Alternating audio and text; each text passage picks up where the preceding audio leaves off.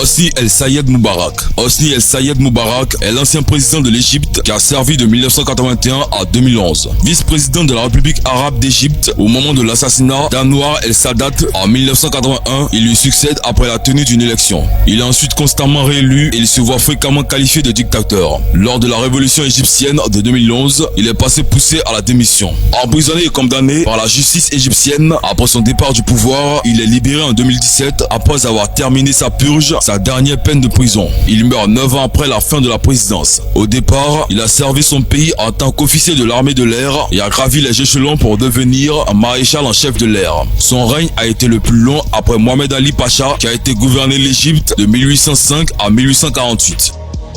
Robert Mugabe. Robert Mugabe était le président du Zimbabwe. Il est premier ministre de 1980 à 1987 et le président de la République de 1987 à 2017. D'obédience marxiste, il participe à la fondation de l'Union africaine du Zimbabwe et mène une guérilla contre le gouvernement d'Ian Smith en Rhodésie du Sud, ce qui fait de lui l'un des pères de l'indépendance du pays qui devient le Zimbabwe. Après être devenu premier ministre du pays, il en accède 7 ans plus tard à la présidence, instaurant un régime présidentiel. Cette fonction lui permet de continuer à assurer l'excellence du pouvoir auparavant détenu par le chef du gouvernement. Il a gouverné depuis l'indépendance en 1980 à sa mort, ce qui représente environ 39 ans au pouvoir. Alors que Mugabe est devenu marxiste au Ghana après avoir observé que le gouvernement se soucie des opprimés sous le défunt panafricaniste Kwame Nkrumah, son gouvernement a été critiqué pour les violences des droits de l'homme et la profonde corruption au plus haut niveau. Muammar al-Kadhafi. Officier des forces armées libyennes, Kadhafi arrive au pouvoir lors du coup d'état de 1969 qui renverse la monarchie. Il se distingue d'emblée par une politique volontariste visant à concrétiser les objectifs du panarabisme social.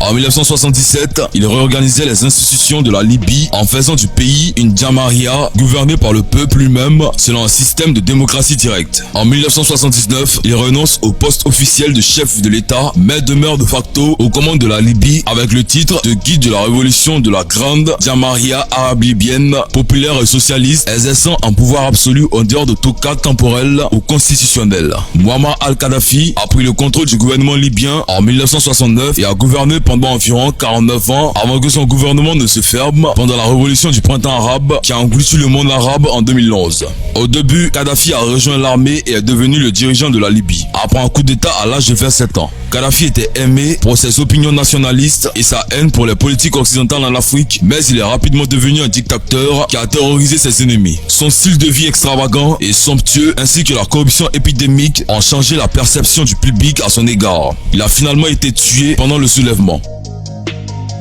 Teodoro Obiang. Le président Teodoro Obiang dirige José Eduardo et Mugabe en tant que président le plus ancien d'Afrique. Au total, il a passé 41 ans au pouvoir en tant que président de la Guinée équatoriale et se double même du président le plus ancien du monde. Il est l'un des chefs d'État les plus riches avec une valeur nette estimée à 600 millions de dollars selon Forbes. En 2006, 78,8% de la population de son pays vivait dans la pauvreté. Paul Biya. Il gravit rapidement les échelons du gouvernement d'Amadou Ahidjo dans les années 1960, exerçant les fonctions de chargé de mission de la présidence de 1962 à 1965, de directeur de cabinet et de secrétaire général du ministère de l'Éducation nationale, de la jeunesse et de la culture de 1965 à 1967, de directeur de cabinet civil de 1967 à 1968, de ministre secrétaire général de la présidence de 1968 à 1975, puis de premier ministre du Cameroun de 1975 à 1982. Il succède à Ahidjo comme chef de l'État à la suite de la démission de ce dernier en 1982 et consolide son gouvernement après une tentative de coup d'État de la garde présidentielle de 1983 à 1984, éliminant alors tous ses rivaux. Le président du Cameroun, Paul Biya, âgé de 87 ans, a également passé plus de 3 décennies au pouvoir depuis son entrée en fonction en 1982. Pour profiter de cette longévité au gouvernement, il a pratiquement supprimé les limites de mandat de la Constitution. En plus d'être l'un des dirigeants les plus anciens d'Afrique, il est également un leader impitoyable. Biya a étudié les relations internationales à la Sorbonne et à Sciences Po à Paris et a maintenu des relations étroites avec la France. En 2009, il a été classé 19e dans la liste des 20 meilleurs dictateurs du monde par le magazine Parade.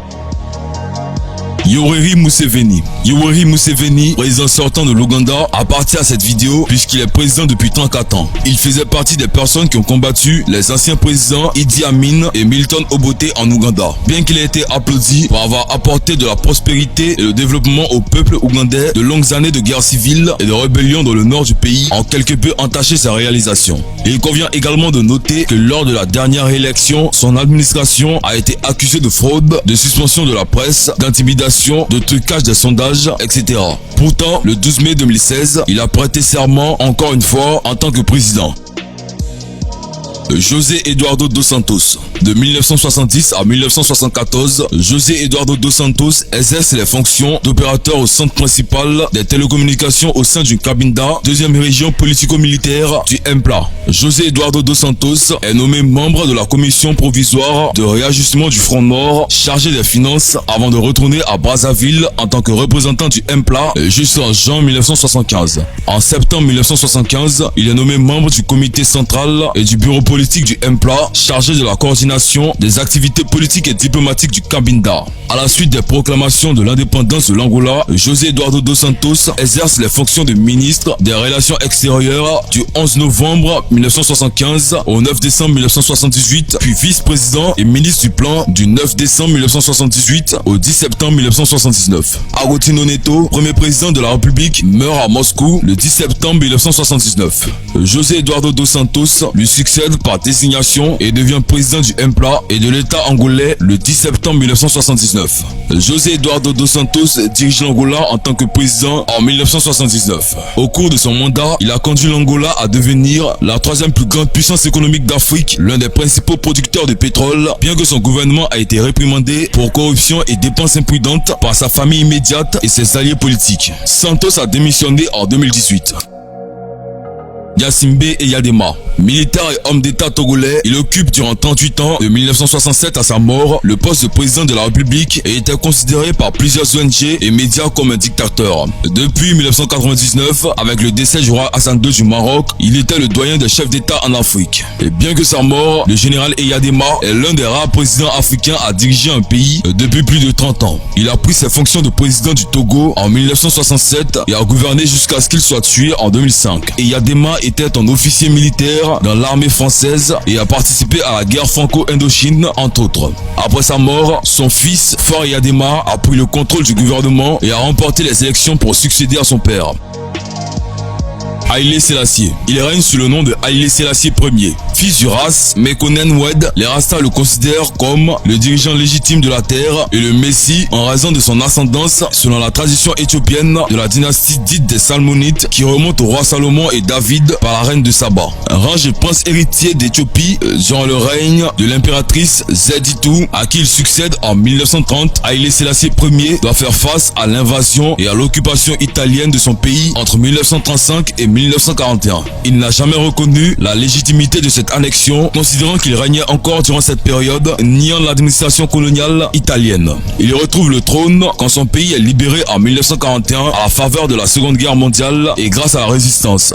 L'empereur Haïlé Sélassié était probablement le président le plus ancien d'Afrique quand on considère que le fait que son règne a commencé en 1930 et s'est terminé en 1974. Mais pendant cette période, il a été exilé pendant la Seconde Guerre mondiale après avoir mené une résistance à l'invasion italienne. Il a été l'un des plus grands dirigeants d'Afrique qui a réformé l'Éthiopie et positionné son pays comme le centre de l'activité internationale d'Afrique. Voilà, c'est tout pour cette vidéo. Si vous avez aimé la vidéo, n'oubliez pas de la liker et de la partager avec vos amis. Et si vous aimez les contenus que nous faisons, abonnez-vous à la chaîne et activez la cloche de notification pour ne plus jamais rater une vidéo. Cependant, on se dit à bientôt pour une nouvelle vidéo.